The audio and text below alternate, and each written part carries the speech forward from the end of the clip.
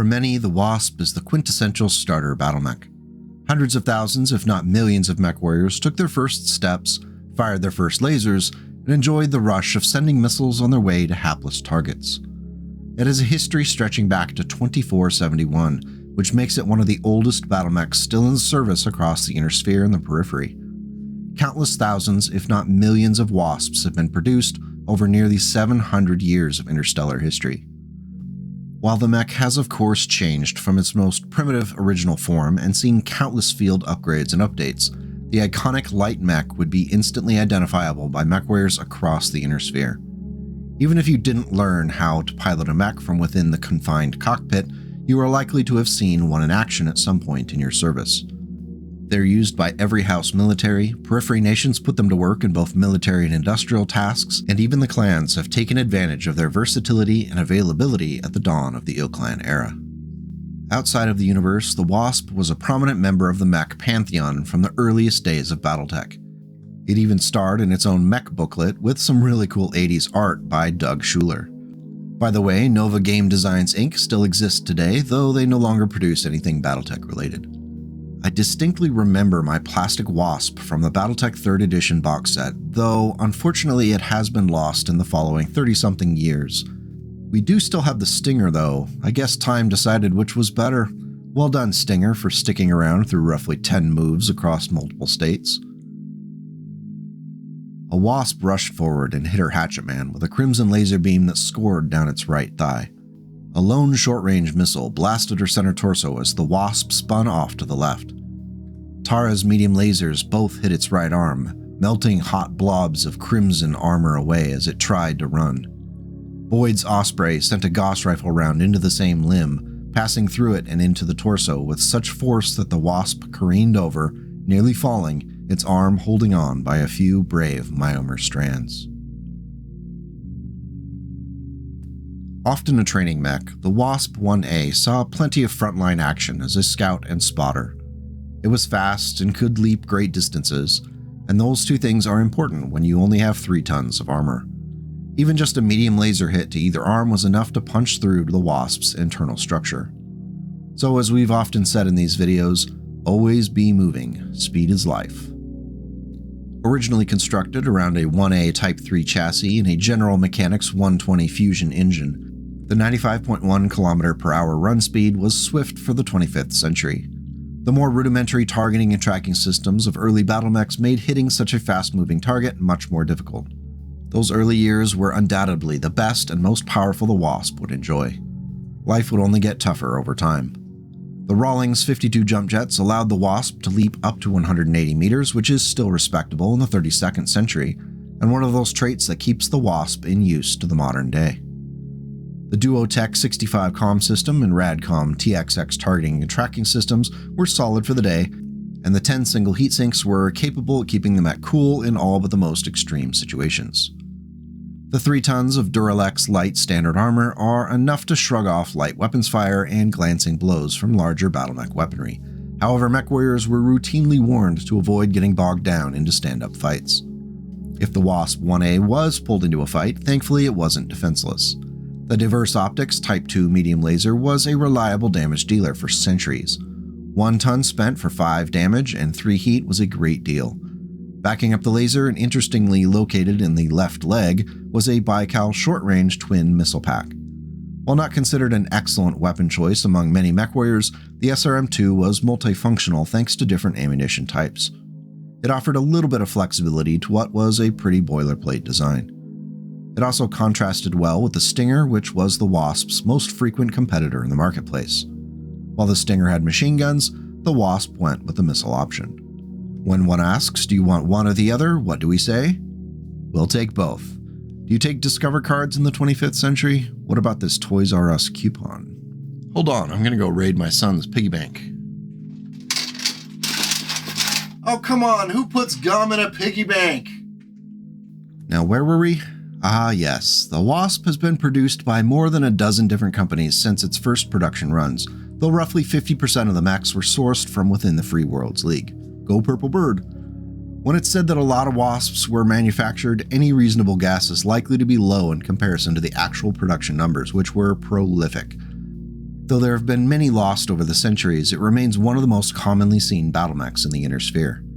It was also extraordinarily easy to find repair parts and to repair the mech, which means the wasps that still existed were likely to keep existing even after taking significant damage, while other, more rare designs might sit on the mech bay or even be scrapped outright because some super hard to get part needed to be replaced. I've heard the Wasp described as the Honda Civic of battlemechs, which I think is accurate. There are a lot of them, parts are cheap, and once you own one, you can add a spoiler, swap out the seats, and annoy your neighbors with 2 a.m. street racing. In one notable anecdote from the early years of the Wasp, the successful use of jump jets on a battlemech gave the Mechwarriors an opportunity to try out some new tactics.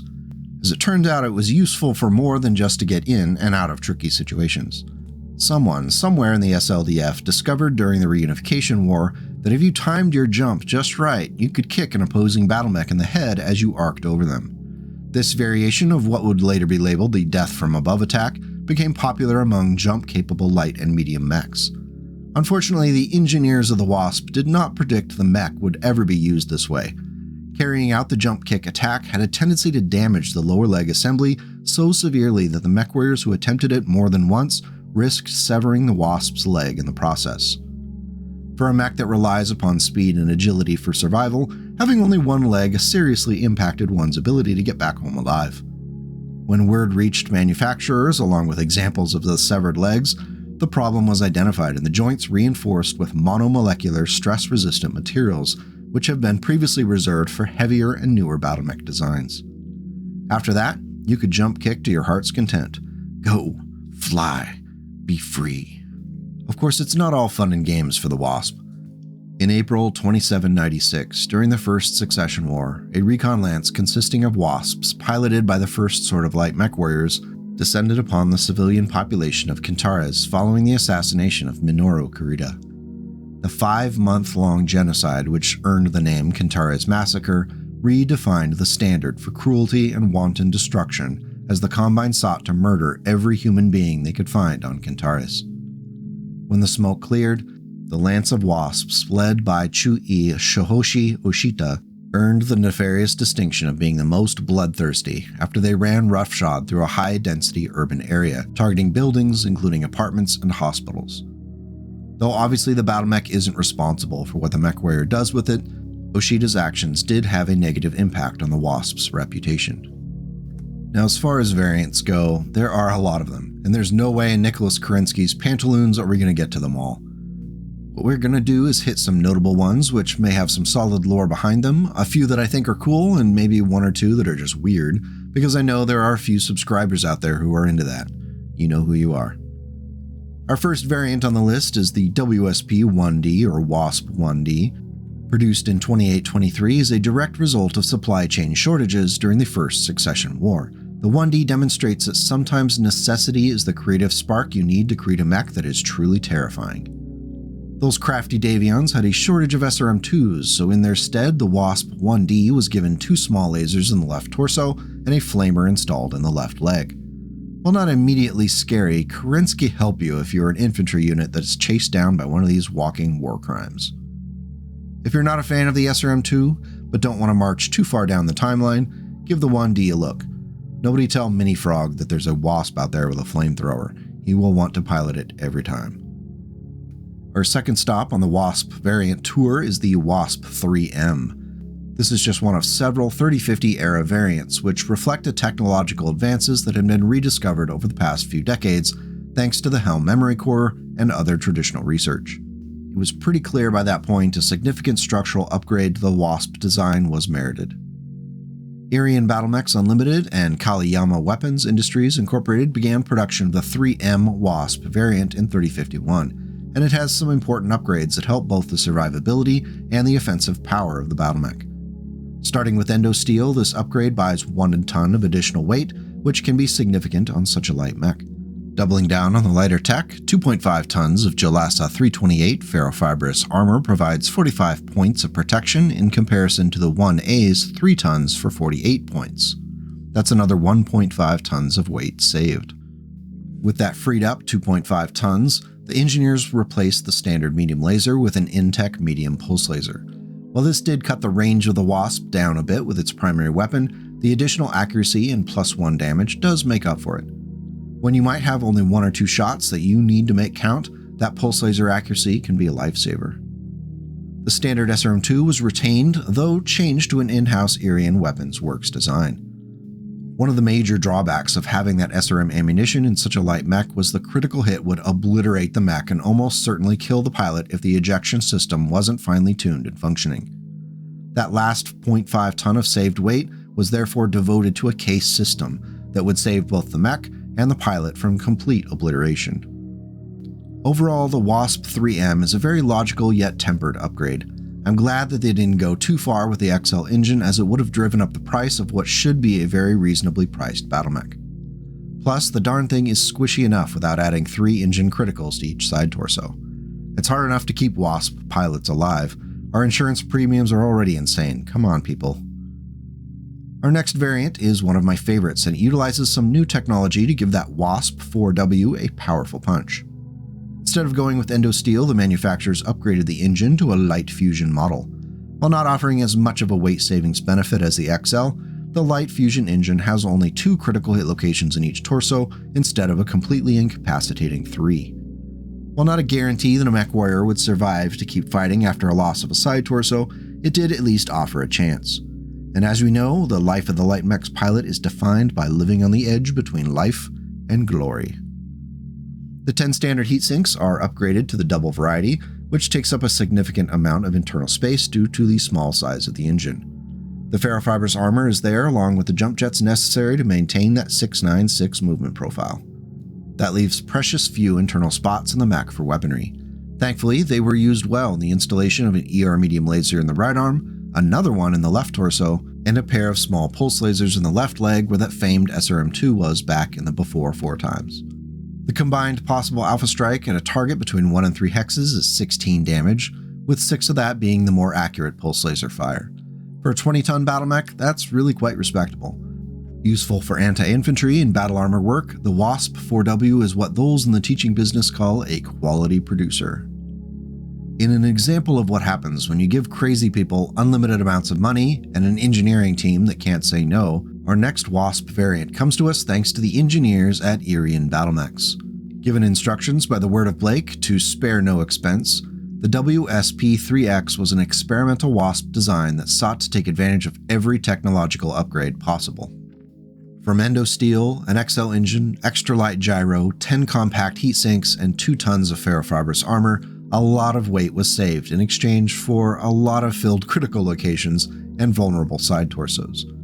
The 2 tons of ferrofibrous armor meant that being hit with even a modestly sized weapon in the left or right torso would go internal and potentially render the Wasp 3X into scrap.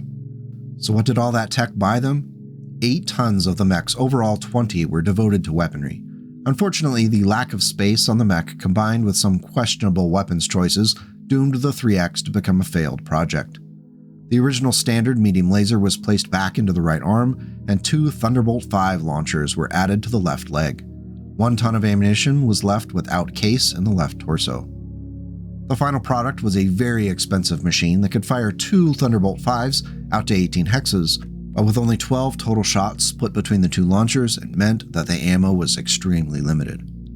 The 3X was more than 50% more expensive than a standard Wasp 3M, and that made it a poor-performing luxury item. When the Republic Armed Forces Procurement Board looked at the possibility of producing the Wasp 3X for the RAF, it didn't take long to identify the major and insurmountable issues. At one point, the board's chair, Lucius Gunderson, asked the Irian Battlemechs engineering team if any of them would be willing to take the Wasp 3X out into combat. The resulting long moments of silence were enough to doom the variant. It was easy to add to a long list of military production proposals that could be scrapped at a time when the prevailing opinion was that battlemech production should give way to producing plowshares. While not the only Dark Age variant, the WSP-8T or Wasp-8T is a good example of how the mech was continually used as a testbed for new technology. Unlike the 3X, the 8T does it acceptably well. This variant comes to us in 3075 and features endosteel, an XL engine, and 10 double heatsinks. The movement profile hasn't changed from 696, but the XL engine allowed for the installation of a light particle projection cannon in the right arm and a multi-missile launcher 3 in the right torso. 2 tons of ammunition in the right torso allow for that split between the long-range missiles and short-range missiles, which makes the MML-3 worthwhile. The light PPC's 18 hex range in combination with the LRMs made the Wasp 8T a 20-ton fire support mech, which could be effective in good numbers. The fact that you couldn't overheat it unless you were alpha striking while standing in a lava pool was an added benefit. The limitations of the mech are found in the lackluster damage potential. The best possible alpha strike damage is 8 with LRMs and 11 with SRMs. With damage levels that low, it was easy to see the expense might not be worth it. If your accountant has access to your books, you may want to go with a less expensive mech with fewer bells and whistles. Our last official variant was the product of the Wolf Empire. It's worth mentioning as it's always interesting to see what the clans can do with a long-time Innersphere favorite. It also so happens to be our IlClan era contribution. The Wasp C is a mixed technology chassis that sought to take advantage of the large stockpiles of Wasp parts that Clan Wolf seemed to find across the worlds they claimed from the Lyran Commonwealth and the Free Worlds League.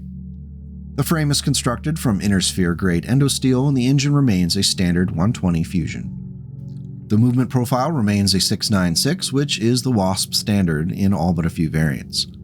The 2.5 tons of Clan ferrofibrous armor provide 48 points of protection, and the 10 Clan double heatsinks preserve some of those valuable critical locations. The weight saved is spent on the indomitable Clan ER large laser in the right arm, which allows the Wasp C to hammer opponents at long range, while being agile enough to make returning fire accurately a challenge. If the mech does get into a fray, a modestly useful Streak SRM-2 single-fire launcher can potentially provide a couple of accurate missiles in a clinch. However, I wouldn't deliberately get into a street fight to find out. The Wasp C is heat neutral, can consistently produce that 10 damage out to 25 hexes, and is an absolute pain to deal with unless you can chase them down with your own light mechs or battle armor. If you are running a Clan Wolf force and want some long-range light mechs that are comparatively cheap, look into the Wasp C. The Stinger's right foot came down in minor chords of thunder. Its left foot shifted, swung forward. Ramage was already moving, running toward the mech's right foot with his satchel charge trailing by its strap. He planted one foot on the crevice between 2 joints in the mech's ankle armor, swung his next foot up on top of the mech's foot. His other hand was bringing the satchel charge up and around in a sidearm swing. Catapulted by the strap, the charge hurtled at the Stinger's knee joint just as the gap opened between the armor plates of knee and upper leg, where the machine's thigh and lower leg protective flanges rode over the main knee bearing. Several of the satchel's wire hooks caught in the joint's moving parts, meshing with them as the joint closed with the mech's forward motion. Ramage grabbed the ring dangling from the cable and jumped. The ring came free in his hand, leaving a wisp of smoke trailing from the bag as the Stinger continued its stride. The Stinger came to a halt a moment later. The upper hatch on the mech's head swung open, and Yaelig Yorulis squeezed his torso up out of the tiny cockpit. "I think I'm dead," he called, and the trainees laughed and applauded. Now, I'm not going to let you get away without taking a look at a Mechfrog variant. Behold the Wasp 1MF in all its glory. Similar to the Wasp C, it's going to be a mixed tech design, but I promise I didn't go overboard. The goal here was to take advantage of a few key pieces of technology while not forgetting that the Wasp was always intended to be a low-cost scout mech. As far as structure goes, we're upgrading to a light fusion engine and adding Innersphere endosteel and double heatsinks. Meanwhile, the 3.5 tons of standard armor keeps the mech fairly well protected for its weight. The addition of jump jets maintains the 696 Wasp movement profile that we all know and love well by this point. The remaining tonnage we spend on a Clan Tech medium pulse laser in the right arm. The Clan SRM-4 in the left leg keeps to tradition, though the ammunition for it in the left torso is protected by an Innersphere case. The Wasp 1MF is relatively simple, better armored than most of its other official variants, and packs an accurate punch at short ranges.